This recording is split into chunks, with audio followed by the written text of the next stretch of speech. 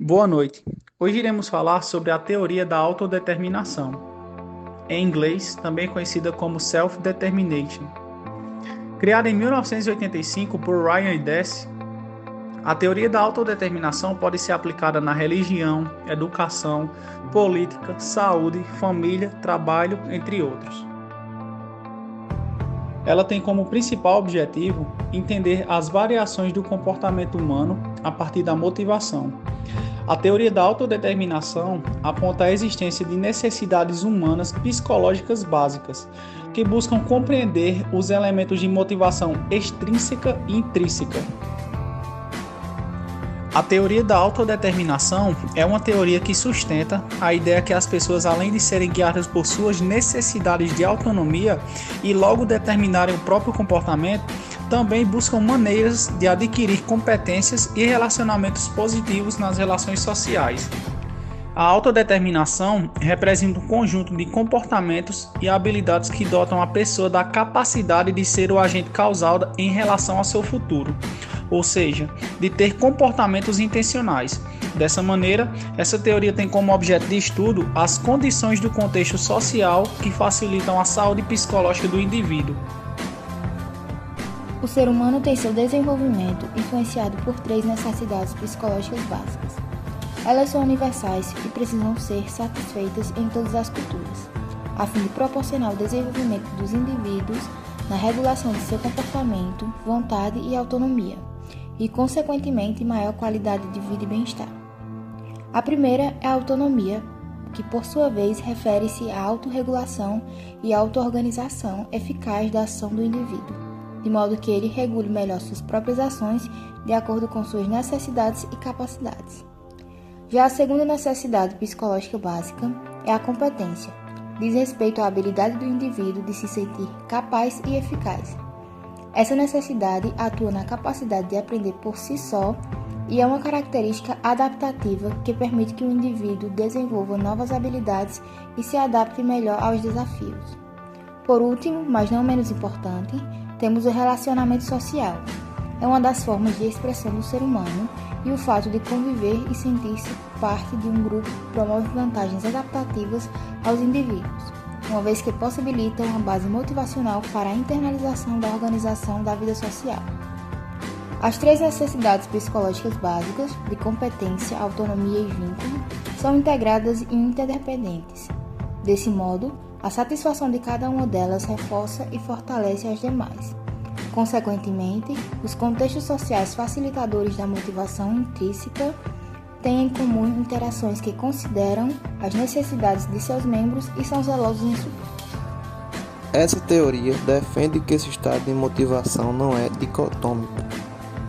Podem se perguntar o que seja dicotômico. Dicotômico é elementos divididos em duas partes, geralmente opostos.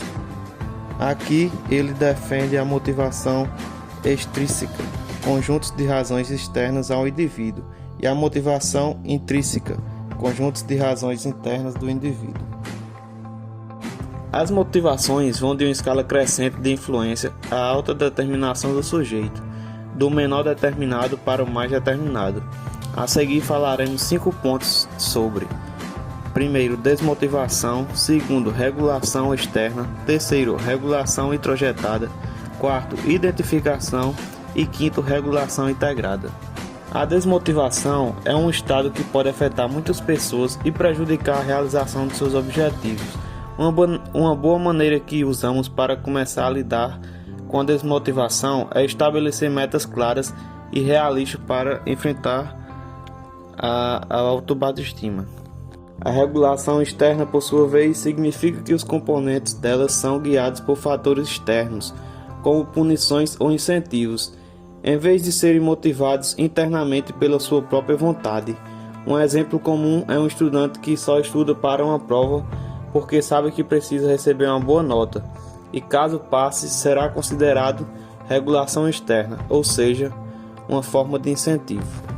A regulação introjetada, que descreve uma forma de motivação que vem de dentro de nós mesmos, ou seja, que não é imposta ou incentivada por fatores externos. Isso pode levar a um senso de obrigação ou dever em relação a certas atividades, mesmo que ela seja realmente desejada ou traga um prazer ou satisfação. Um exemplo comum é na adolescência, quando fomos fazer a prova do Enem. Muitos jovens se sentem obrigados a serem aprovados por terem muita pressão dos pais.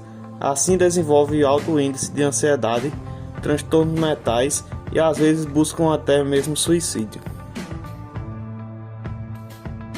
Além dos motivadores supracitados, temos a identificação. No caso da identificação, a pessoa percebe a importância do comportamento e aceita agir.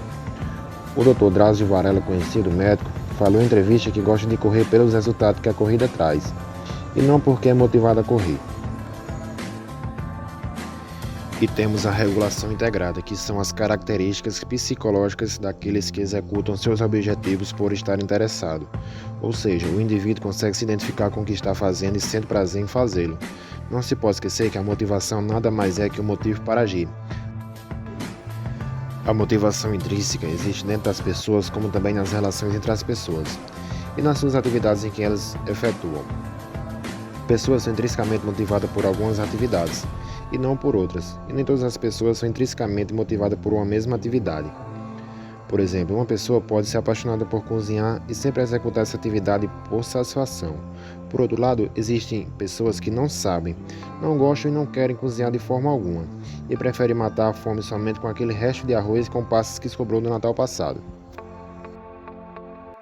E, recapitulando o que a gente já aprendeu nessa aula, os fatores sociais influenciam nas nossas capacidades psicológicas básicas, autonomia, competência e relacionamento.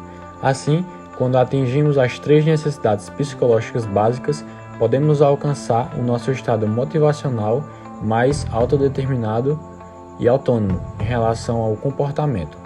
Esse estado motivacional seria estar motivado intrinsecamente. Porém, temos outros tipos de motivação, por ordem dos que menos geram autonomia para o que mais gera, sendo elas desmotivação, regulação externa, regulação introjetada, identificação, regulação integrada e motivação intrínseca. Toda essa regulação da motivação gera nossas consequências comportamentais e auxiliam as pessoas a ter aquele gás e animação, mesmo que aquele dia seja ruim.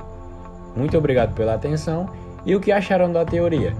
Uma apresentação desenvolvida por Samuel Araújo, Raimundo Augusto, Henrique Oliveira, Emerson Sarmento e Vitória Carla.